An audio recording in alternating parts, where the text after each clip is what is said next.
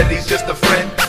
BigVitoBrand.com, and I am Virtue, being joined by the man himself, Big Vito LaGrasso, and we are doing this live on Twitch. It will be on Anchor later on while the Royal Rumble pay-per-view has started. Vito, what's up? How's everybody doing? It's the BIGV from the LOG coming to you live, baby live, starting a new Patreon, starting a new everything, and we have a new thing here with Getting Color. We are going back to the old concept of wrestling only. Virtue's got a shirt on, buy his merch, go to the Big Vito brand, go see Noel Harlow, go to friggin' Magic Tea Spillers, all right? I'm telling you guys, we got a lot of good content, but we're going to concentrate on wrestling. We have a lot of good stuff going on. Virtue, I know we went over some topics. How you want to start today? Well, let's do this. You know what? I'm okay. We'll talk sports on social media. So at the end, when we do our plugs, you can ask us sports questions there. But this is about wrestling. And exactly. Vito, segment number 1, Nia Jax TikTok sessions. That's what we're going to call this, because I think we're going to talk about this every week. You have some things on your mind about Nia Jax and her TikToks affecting other wrestlers. So would you like to explain your theory here?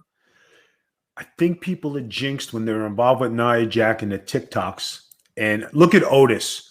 When he thought he was a hot commodity, and I used to bury him. Otis, get off the Nia Jax Express, please. You're going to ruin your character. He lost the Money in the Bank. He lost his partner. He lost his job almost. And he was back at NXT practicing. Now, Nia TikTok Jack is back at it again. Everybody says she's dangerous. Everybody's seen what she did. I even went back to watch the Becky Lynch punch in the face and watching that recap. And then seeing everything that's been coming on, I looked at the bump that Dana Brooke took from Nia Jax. Now, it looked kind of rough. I mean, she did hit her head first. And I got to tell you, Dana Brooke has been really trying. She's going to get her chance in the WWE eventually, right? But she took a hard bump. And it came out that she got hurt. They tried to downplay it. Nia Jax gave the finger to everybody who said she was dangerous. And she did this on social media, fuck all you haters. I mean, Virtue, I think you've seen it. I mean, what do you think? What's your take on that? Dude, so first of all, I noticed it's like they always try to protect Nia Jax. If she manhandles anyone, it looks like anybody's bumped hard. But here's the thing. Is there a curse with Nia Jax? People working with her getting hurt, or people TikToking with her getting less TV time, or like you said, getting sent back to the performance NXT. center. It's a Nia Jax curse, and I try to keep up with it on Twitter. I'm not as up with her TikToks as you are. I used to be, but then it was a hot commodity. But you know what it is, guys? When you are trying to be serious and you are trying to be a heel and you're trying to be that mean, nasty, blah, blah, blah, are you over there pumping? That's a lot of why I don't watch them anymore, because it's like it takes it away from me. Because I have to watch to critique for the shows. I just think that it takes away from the character. She could be a monster heel if she would just get off social media and didn't talk to nobody. Her persona would change, and she went silent and let her business do her talking. She'd be $1 million. If I had to come back, if I'm coming back and I'm coming back as a heel, I ain't never doing a TikTok. Yeah. Everything I do is going to be up yours, and it's going to be ferocious. I might just do the stare. I don't know, but I wouldn't be doing all this goody social media. What do we got next, Virtue? Because I know we got a lot of topics, dude. So we know the whole Brody Lee passing away controversy. We knew he had a lung issue. His wife basically said it wasn't COVID, and I'm going to tell you what. And we all know the stuff that happened with Bruce Mitchell and PW Torch from his article. His wife is just really posting a lot of stuff out there, and I know some people have asked her for more information, but she also made it at the beginning, like it was supposed to be private, like respect my privacy, but yet she's kind of given a lot of information. So I'm just having mixed feelings, mixed signals here. What's exactly going on with this? Does she feel that need to have to get it out there to make people happy that want to know? Is this closure for her? He had a lung condition, obviously pre-existing, but it's almost like they didn't know about it until it was way too late. That's what I get out of it. So I'm not going to be, oh, it's COVID, it's COVID. Clearly, she stated it's not. But what is your take on this? And his wife just really putting a lot of personal information and stuff out there. Like, Okay, what do you think it's for? Like, why is she doing this? let's start from the beginning, okay? When he was in WWE, they do have some kind of health protocol. And he was running and on the road and doing the thing with the Wyatts and working and doing his stuff. There was never a peep of anything about lung issues. Am I correct? Correct. Because you Okay. got to imagine they do physicals, right? Right. To get a contract. All right. So throughout all this, he was pretty much healthy. Okay. Now, come the pandemic of COVID-19, everybody started to have issues. So now he's having issues. Guys, I am not blaming. This is just how I'm looking at it. I'm not blaming AEW. I'm not taking the wife side. We're just doing an analogy here. And it's just my opinion, okay? And I'm not crucifying anybody. Because there's good and there's bad and there's good. Okay. So Brody Lee passes away. He had complications. They kept it private how he was in the hospital. Please respect our wishes. AEW did a wonderful job of that. The wife did. She kept off social media. Everything was hush. Brody Lee passes away. There was some controversy on if he died of COVID-19. There was a lung issue, they say. He had something going on. He tested negative the whole time, but the doctors said it was COVID-19 symptoms, okay? Now, here's where social media comes into play. Social media gives you the outlet to speak your mind, but when you speak, you're not speaking to one, you're speaking to 1 million, okay? Now, Tony Khan, the owner of AEW, did a fine job of taking care of business inside his house by not elaborating on what was going on with Brody Lee until his passing. When he passed, he posted on Twitter that, was sorry for the passing of Brody Lee. We were shocked. Everybody was shocked, and little by little things came out. Mm-hmm. Then there was some media folk who went and dug deeper. We deserve to know. We have a report. We have this. So everybody's shooting this stuff out. But then Brody Lee's wife, who kept quiet and mum about this, right, all of a sudden has a voice on social media where it's conflicting with what Tony Khan and AEW and what was said before. Now there's implications of other reasoning to believe that they knew about something. Yeah. Am I right? Am I saying this correctly? Yeah, and I'm following politely to Tony Khan and Mrs. Lee and the AEW dressing room, because I don't want this to be misconstrued. But the more talk and the more gab there is, the more everybody's going to dig in. Somebody is going to uncover something. It's not going to be me. It's not going to be Virtue, because I respect you respect somebody's wife. It was a private matter. You respect the company. You respect the boys in the dressing room. Say, hey, this is what's going on. We extended our condolences. But for other journalists and people in the news, they are going to dig and uncover something. Now, they are digging and they're saying that it's a little deeper and there's a little conflict. Could there be a negligence lawsuit coming up? I mean, they are taking care of Brody Lee's son. He's on TV. He's partaking with the company. They are going above and beyond to compensate, but the people might misconstrue it as a cover-up or whatnot, and what everybody else is saying. I hope that's not the case. I mean, WWE wouldn't put somebody's child on there because somebody died. When Eddie Guerrero died, they waited a few months before they gave Vicky a job because she was having a hard time. She had 2 girls. She didn't have an income. Vince gave her a job, but you had to earn your keep. Now, if they put $100,000 for Brody Lee's son in it, now he only has one child, correct? That I don't know. I think so. He's got two? Yeah. All right, he's Thank got you, two Noah. kids. Okay, he's got two kids. Let's just say they put 100,000 each in a college fund for both of them, right? So you take that and you say, okay, that is a hell of a nice thing to do for the family. Takes care of the kids' college. Whether they go to community college, they go to the university, they have an education waiting for them. Now, in the interim, do they have a family income?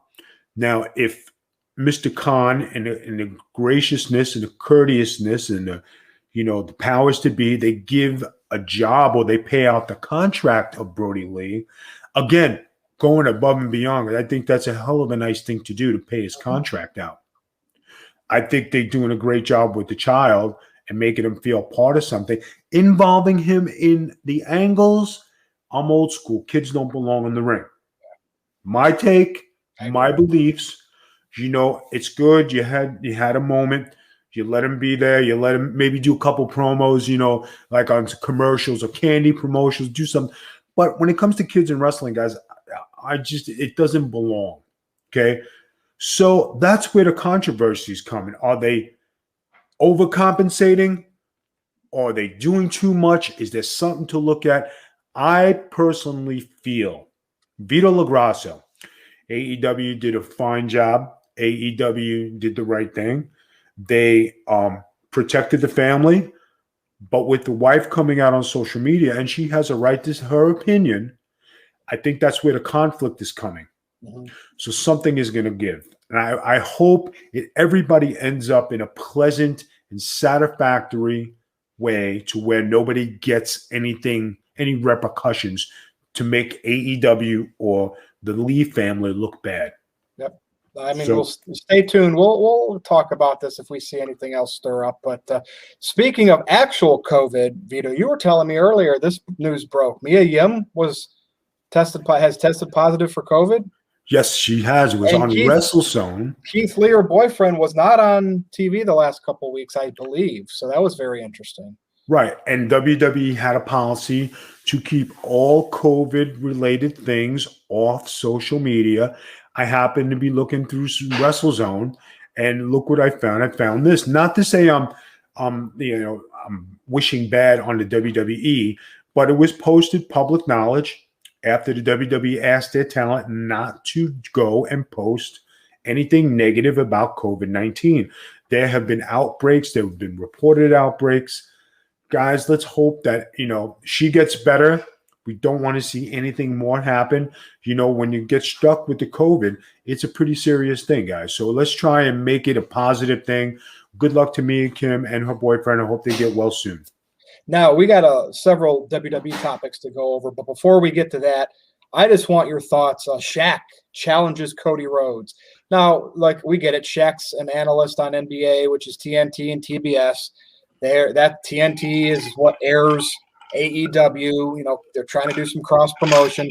Is this going to actually happen? I mean, we saw Mike Tyson on Dynamite, and he obviously that never materialized in anything, probably because of the pandemic and there's no fans. Shaq and Cody going to happen? What do you think? Guys, I could take it as a talent exchange by trying to draw viewers, and Shaq does put asses in the seats because who doesn't want to watch Shaq? Shaq did participate in WWE, but they don't have anybody big enough to handle Shaq, in there. You know what I'm saying? So when you talk about the guys, doing a cross promotion and putting Cody Rhodes in with Shaq, come on, it's like squashing a grape. It's not believable. I don't care what you say, how you do it, unless they bring in some other NBA player, maybe Charles Barkley, to have a standoff. Rodman Malone. Remember Rodman Malone in WCW? Yeah, that's what I'm talking about. So if they did bring somebody in like that, I mean, then okay, it's good to have a Cody Rhodes, like that. Now, my opinion, when Mike Tyson showed up on AEW, they portrayed him so wrong and bad. It was terrible. Remember when they showed him yawning? Yeah, sure. It's not even the Sean and the yawning, but he's the greatest heavyweight champion of our era, okay? youngest heavyweight champion. And he came out like a regular guy. He didn't come out in a suit and tie. He didn't come out with a championship belt. He just came out like kind of blah. And then when they let him go in the ring with Jericho, you can't teach a boxer how to be a wrestling person. You can't teach them how to be in the business just from a couple of segments on Raw or, doing a pay-per-view. And it looked so cheesy that it just didn't look good. When you bring people who are not in the business to do a skit, it doesn't always come out good. And I don't think this is going to end up nicely. Well, we will talk about that if and when it doesn't happen. Same with Shaq and Mike Tyson, especially if it happens over in the land of AEW, because that'll be interesting. We know WWE can usually cover stuff like that pretty well because their production is really good. So stay tuned, folks. Now, you mean it's good like the Bobby Lashley Riddle stuff when he stomped on the foot? Usually, but yeah, I guess their production's also in a pandemic, Vito. Maybe they went on coffee, But the history of, look at the WWE Network. Our main event today, we're going to talk about how Vince McMahon sold his back library to NBC. You know what I mean when it comes to that. But before we get there, tonight, the Royal Rumble match, I want your take here. So Edge is back. When he recorded or filmed that greatest wrestling match ever with Randy Orton back in the summer, he did get a legit injury. So he's back already, and he's going to be number 2. Randy Orton's going to be number 1. I think they did that just to continue that feud. But what's your take here with Edge coming back and being part of the group again? Remember, he retired with a severe neck injury. Yep. But he's back now doing this thing. I just want your take on Edge. Him coming back with Randy Orton. Him 1 and 2 in the match tonight. Yep. Right. Now, him being with Randy Orton probably is the safest place for him to be in, where he feels most comfortable. Because I don't think he's had another match with any other wrestlers, has he? Since he's come back? And that arm injury, dude, they reshot probably so many things for that thing. That was probably just an accident waiting to happen, not necessarily tied to either one of those. Like, if those two just had a regular 15-minute match, Edge probably would not have got hurt. You know what I mean? Right. So that I like your point there. I think it is good to keep Edge protected. Now, I could see, let's make a prediction on how they're going to eliminate. I think the both of them are going to eliminate each other. Ooh, keep the feud even, 50-50. Okay. Edge will come in, get the house going, have a bunch of high spots. Randy will come back, give him a friggin' RKO, silence the crowd. Out comes a bunch of the wrestlers. And I can see them both going over the top rope at the same time. Good deal, Vito. And you know what? By next week, we'll know what happens. So if something unique happens, dangerous, whatever it is, we'll talk about it. All right, Vito. Alexa Bliss has been receiving harassing messages online. We all know what happened with Sonya Deville, right? A guy actually broke and entered into her home. Dude, this has got to stop. What? I know in all forms of entertainment, Hollywood has it big. There's always stalkers. There's always just strange, weird people out there. But this seems to really be happening in the wrestling bubble a lot lately. What's your take on this? I just hate, can you have a message out there? Just tell fans not to get, even if they're trolling. You know what I mean? Remember that Japanese wrestler actually committed suicide last year? Yes. This is becoming an issue here. Guys, let me tell you something. There's nothing worse when somebody comes to your house and you are a public figure. It happened to me. Happened several times. I don't like it. Not because I'm not accommodating, but that's my home. When you go to somebody's home, you're invading their privacy. You're not welcome. You're a stranger. It's just like when people say they send you something to your home. I didn't give you my address. You want something from me, go through the proper channels. You want to send me a letter, hey, I'd like to get your autograph. Well, I happen to be selling them online for $25 plus shipping and handling if you'd want one. By you sending me something yet to my home, you're insulting me, you're insulting my family, you're insulting my privacy, okay? And you're expecting me to give something for free when you know what? Why shouldn't I make money like everybody else? Am I some free hand? Am I some freebie? I don't get it. Like, do I deserve to make money? I entertained you for years. You want something from me, but hey, why can't I make money like everybody else? Let me ask you this question then. So with the Yeah, access that fans have to wrestlers because of social media, it's way it's absolutely. way it's way different than back in the day. But I mean, is this what's making these things easier to happen because the fans make if they're not getting the attention back, if a wrestler's not liking their tweets, then they're invading their DMs and say, is this why this stalker like era is happening and these just rude and obscene messages? Guys, let me tell you something, right?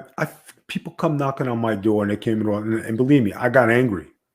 And because my wife was in a certain position health wise, made me even more angry. Because if I'm not home, how is my wife going to defend herself? Do you ever think about that? God forbid I found somebody in my house. You're not leaving, and you're only leaving through one way, and that's not through the door. Yep. So something bad's going to happen. And when you get social media and you have all these avenues to find your way, your address, your phone number, this, that, the other thing, it's horrible because you have no privacy. And when you go out to eat, know how many times I can't tell you I have food ready to go in my mouth. Hey, how you doing? Can I have your autograph? Put it down. I excuse myself from my family. I go away from the table. I take the picture, come back. They say, hey, like I know some of the boys say, get the F away from me. Leave me alone. Go away. And they're nasty. I'm not that nasty. I'm not that impolite, but I'm out with my family. Wait till I'm done eating. Wait till I have a moment or I step away from the table. And you want to ask me for something, hey, great. I'll be more than happy to accommodate you. But fans don't have the courtesy button on always, and they get in awe. And it's terrible. It's disrespectful. And to these girls who are going through this Alexa Bliss and Sonya Deville, my heart goes out to them because these are girls. I mean, I'm not saying that they can't handle themselves. I'm not saying that. But it's kind of scary when somebody's waiting with duct tape and tie wraps and this and that to harm you and get in your home and send you threatening messages. That's terrible. Well, and for Alexa Bliss, I believe her fiance is Ryan Cabrera, and if it's the one I'm thinking of, he's like a singer guy in the entertainment business. If that is the same guy, so there's even more attention to her with that type of relationship. But I mean, I guess so is the price of fame, but I do not like stalkers, and I do not like people using social media to harass or sending obscene letters or whatever in the mail and getting their address. Virtue, Yeah. I'm not saying that you're not a popular guy because you are popular. You're with the No DQ. You've been on for a long time. You come on social media. You do get into run-ins with some of the fans, and you do have you do have a certain way with the way you present yourself, and you cause controversy on Twitter and stuff, right? Yeah. Which is all fun and good, and people sometimes take it the wrong way. But because you have certain things going on in your personal life, imagine somebody doing something to one of the members of your family might not be up to snuff, and you come home and you see this. What would you do? Call you for help. Thank you. You know what I'm saying, guys? It's not cool, especially you don't know people's personal agenda, and we joke around, and like people who are listening here on No DQ and like and out there who follow us, throughout, me and Aaron Riff have a thing going on Facebook and Twitter, and we joke with each other, but we respect each other's significant others, and it's a good back and forth. Some people might be loyal Aaron Riff fans, and they get on me for going after his significant other, but I do it in a playful way to where like I don't even mention her name. I just say certain things, and then Aaron gets with my wife to irritate me, right? But I take it as fun. And there might be some Vito fans that don't like Aaron. They want to go out. Well, I wouldn't want to go out to Michigan and the cats and the nature, but I mean, hey, some people might. You know what I'm saying? Oh, they're all excited about the Royal Rumble tonight. Here you and I are doing Getting Color while it's happening. See, that goes to show you. That goes just to show you. All right. Before we get to the big news, which I know you're going to have a lot to say with, this little tidbit, Devon Dudley. I always like when these wrestler stories come out, but he recently said many of the young wrestlers today are rude and disrespectful to the veterans. Vito, I keep hearing this more and more and more. I know an indie wrestler up around Michigan, the amazing Nate Matson, and he likes to try to be a mentor and get guys, up and coming and have people respect the business and stuff like that. And I just keep hearing this. I want your take on this because we have a couple examples. I know Matt Riddle's not necessarily young, but in terms of being in the wrestling business, he is. So his barbs at Goldberg, Ryback, who's been around for a minute, but his barbs with Mark Henry, and there's other countless ones. But what's happened to respecting the veterans who paved the way for these wrestlers today to be able to make money? You're there. I can't answer this, so that's why I'm going to have you do it. I'm going to start off by saying I have been singing this song way before social media because I was broken in the WWF. The WWF was broken in by Johnny Rods. Devon and I come from the same class, so we understand the same thing. But I'm going to leave Devon aside, okay, for a second. I have been singing this praise for many, many, many years. And because I did not have the platform and people saying, Vito's a fucking asshole. Vito sucks. All he says is everything I do bad, never points out what I do good, tells me how I look, tells me I don't train, tells me I don't do these things. But this is what a veteran does.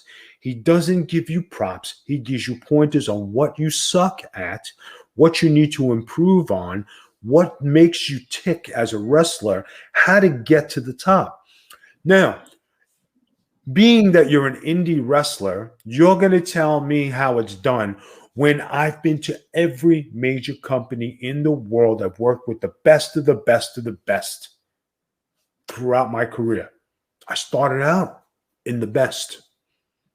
And you're going to tell me, no, people know better, young guys know better, and everybody's a veteran. Guys, when it comes to me, I still today on every interview for talking about veterans, we're talking about people, talking about the guys who were before me. I always thank those guys who took the time to teach me. Because if it wasn't for those guys teaching me, I wouldn't have learned the business, how to be a pro, and I wouldn't have become as good as I was or am. I've been friends with the Honky Tonk Man since I'm a kid. Right? He just had a birthday. I just texted him, hey, Wayne, happy birthday from your old friend and best student. Honky Tonk Man has been on record saying, Vito and Perry Saturn were my best students. I love them because they really knew, Honky Tonk made calls for me to go to Memphis.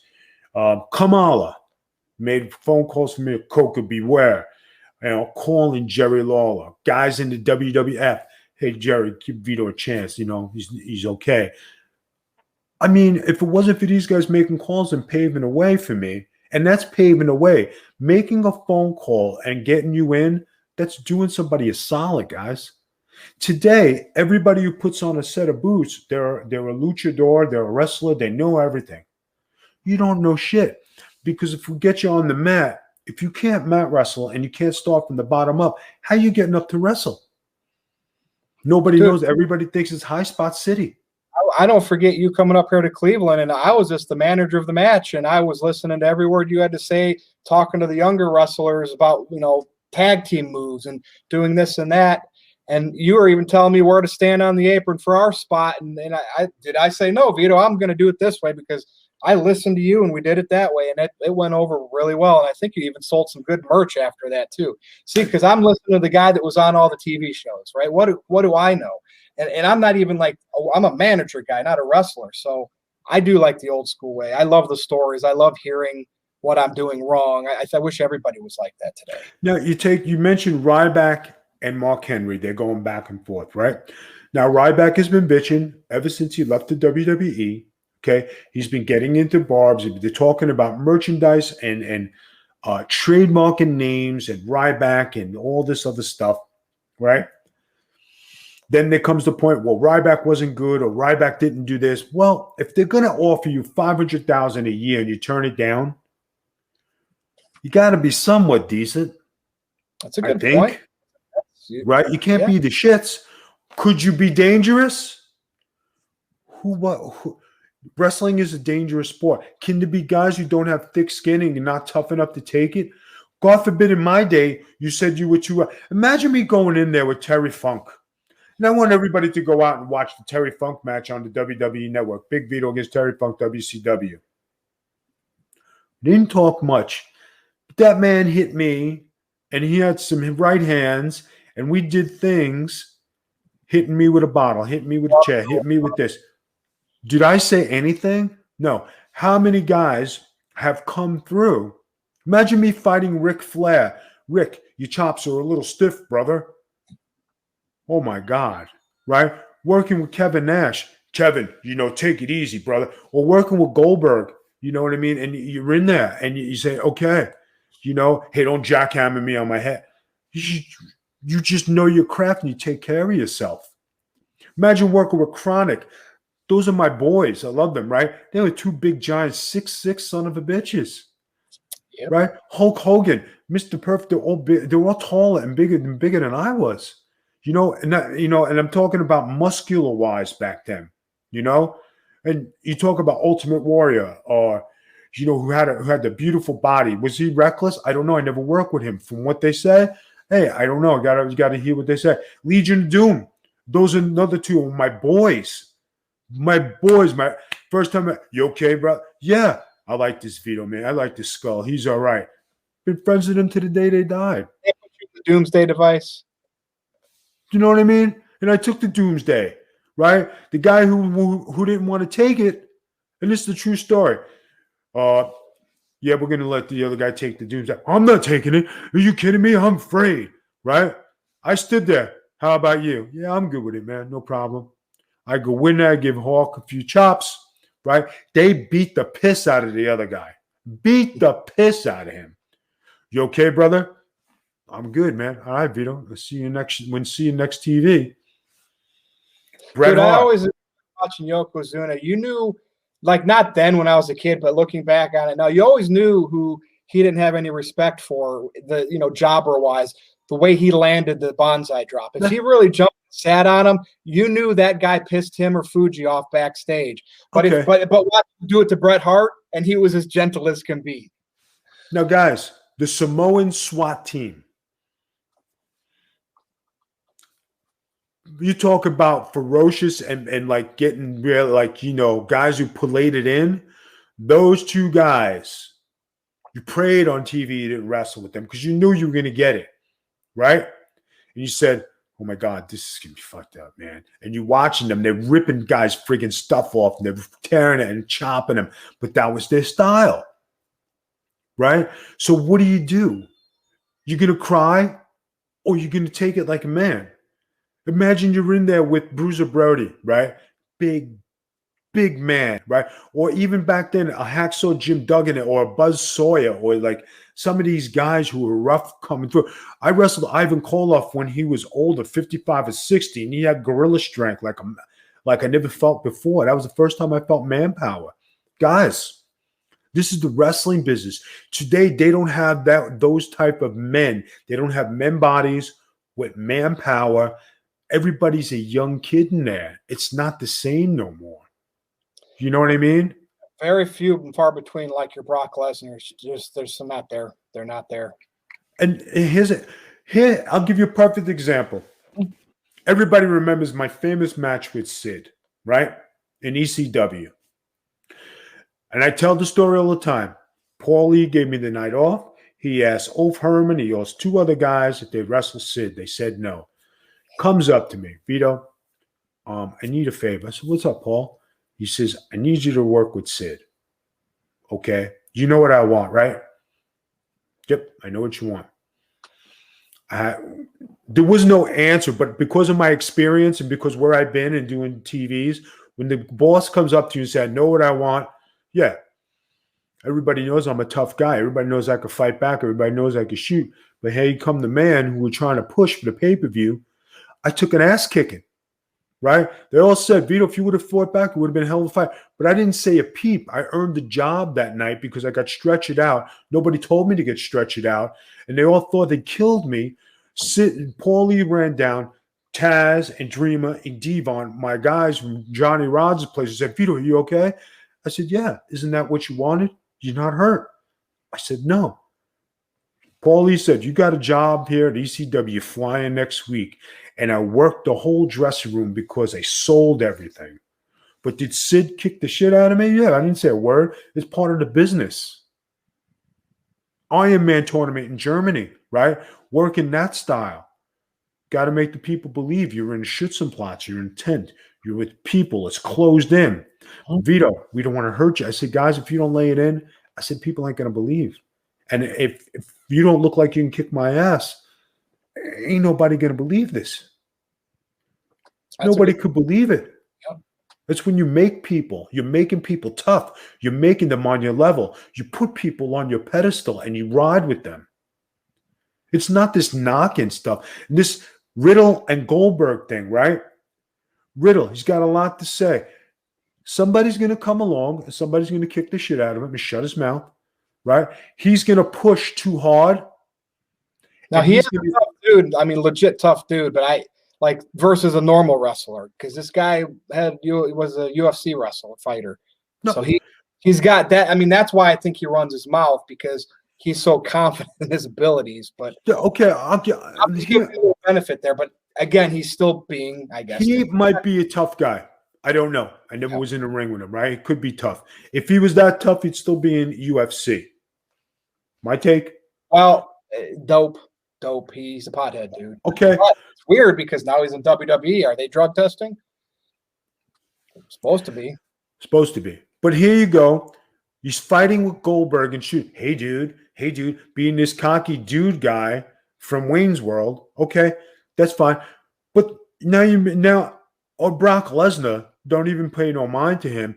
And you put him in there with Brock Lesnar. Kid, you might have the goods. You might be tough. You might be able to get a shot at it. But I think if Brock lays a smack on you, grabs you, he's going to hurt you. He did it to Randy Orton. He did it to Roman Reigns, right? For all intents and purposes, it wasn't a work. It was a shoot. And I never seen the last time you go on purpose and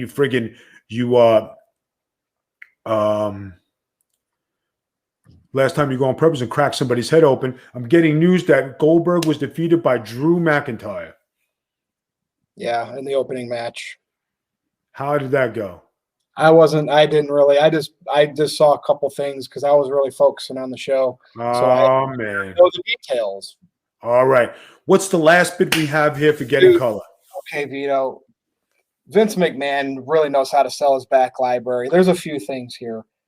WWE just made a deal with NBC Universal to put for the United States to put the WWE Network content on the Peacock, which is NBCU's streaming app. And that's a 5-year deal for $1 billion, $200 million a year.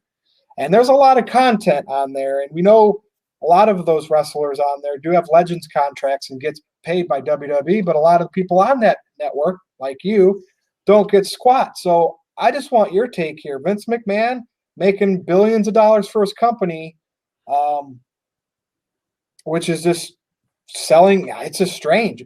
I mean, the back catalog at WWE must be that damn good if he's making that much money from it. What's your whole take on this thing? WWE Network to the Peacock. I think that, Vince McMahon should share the wealth. He should pay the wrestlers who are on there. It's a third thing that's in the contract. Okay. Hopefully, if he paid everybody $50,000 who's on the network, does that cut into his profit? No. He's still making money.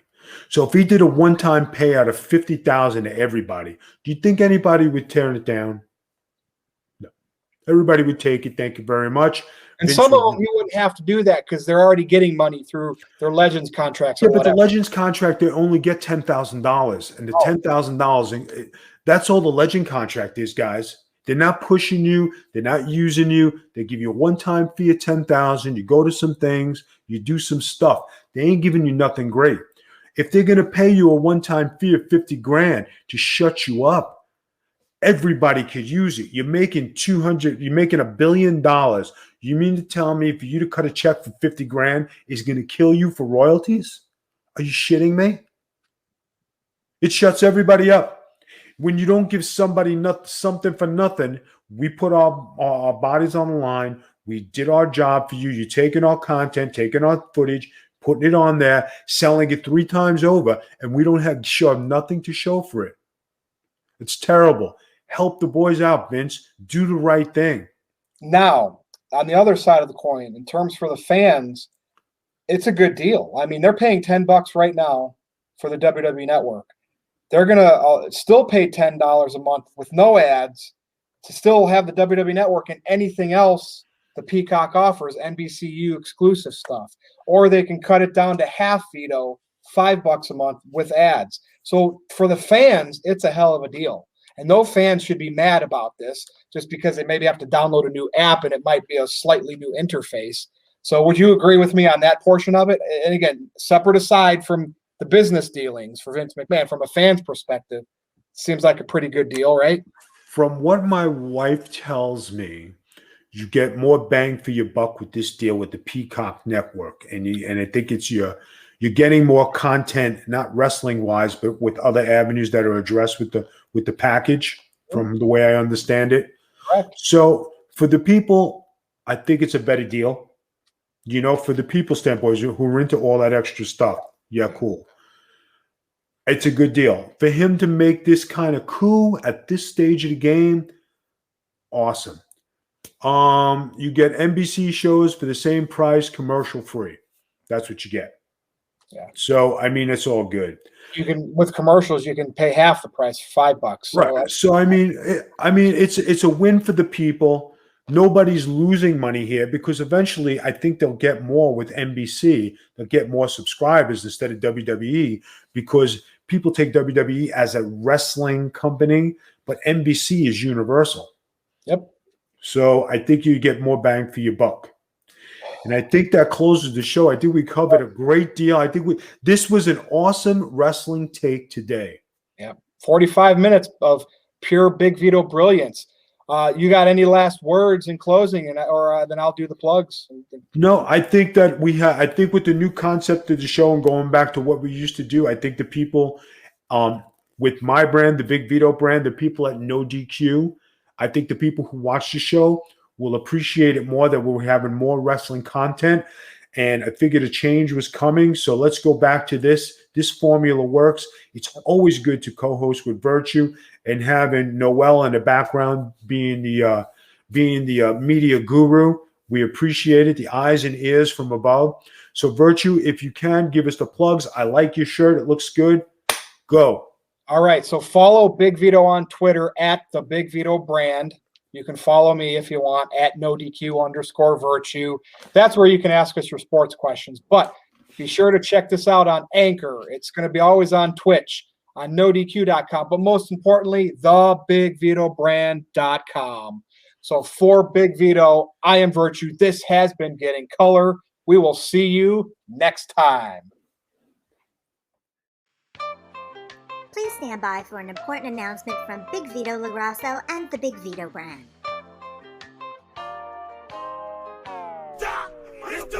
Yo, Big Vito is back on Patreon. That's right, patreon.com/the Big Vito brand. All new shows, all new behind the scenes footage, all new photos.